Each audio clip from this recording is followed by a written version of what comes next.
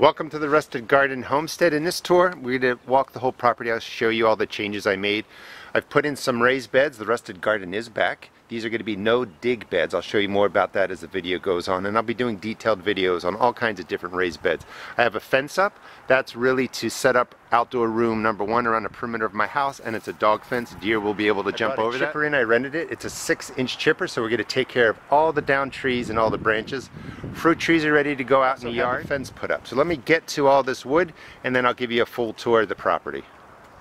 So I've gotten these beds filled. I'll cut in a picture of what it looked like before. 5 raspberry canes. I have strawberries in there, and this was set up as a no-dig garden.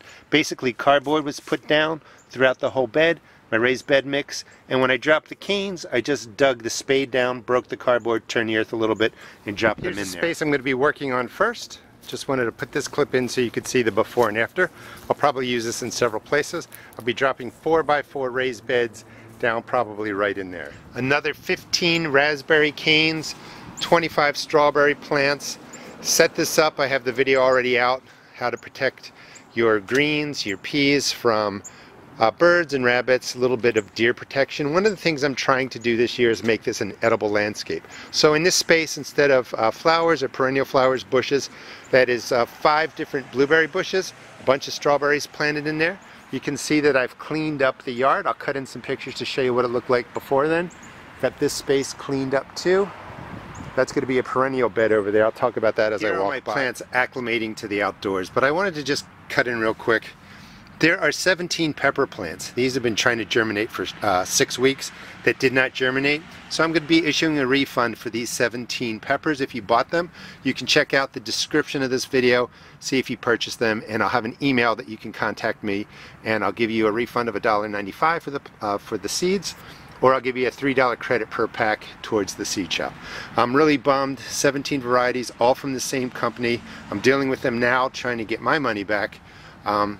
But I don't want you to go without. So please, if you purchase seeds from me and the peppers didn't germinate, ask for a refund. Coming down a little bit further, I did the same thing in this space. Now I will be mixing perennials and flowers and lots of different plants to attract butterflies, bees, and pollinators. These are, I think, 10 raspberry canes and strawberries dropped in there. Let me take you over to the mushroom garden. It's a little bit windy, so I don't want to walk with the camera, but we're going to go right to the other side of the garage. All the down trees, the shredded wood, I'm turning this area into a mushroom garden. I'm putting in 5 different mushrooms, and you can see one of the trees that I really didn't want to take down. I had to. It was all rotted in the center, but the mushroom seeds, so to speak, have been put into the holes, just like this, that were around there, and then I put in the hardwood mulch.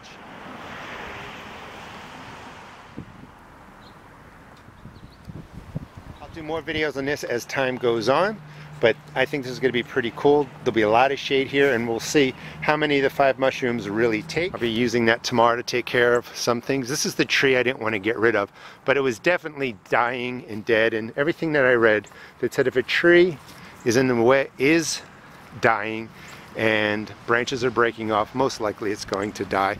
And you can see all the brown spots in there.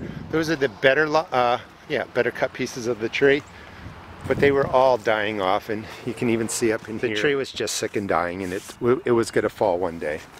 This space is going to be a perennial flower garden, and this is what I'm going to use to attract pollinators and bees, hummingbirds. I'll put up bird feeders for birds. I was going to give a bigger tour, but the Rusted Garden isn't going to have the fence put up tomorrow. I thought that was going to happen, but it's going to happen next week. So this is a quick tour. Things are getting into place.